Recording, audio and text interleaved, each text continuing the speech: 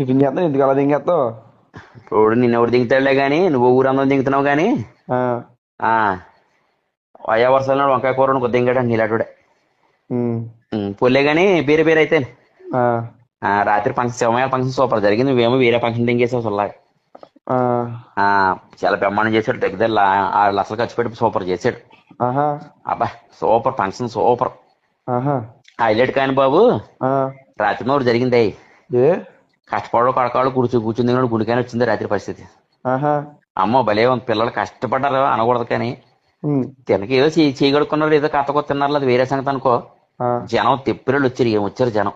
ఆహా, ఎక్కడ ఉన్నదే కదేటి. ఉమ్, దింగిన దాసరి కంప దూడదుకో దింగిందినట్టు తయారయ్యారు రాత్రి.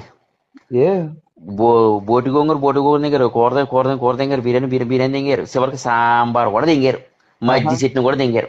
ఇడ్లీ చట్నీ కూడా దింగారా?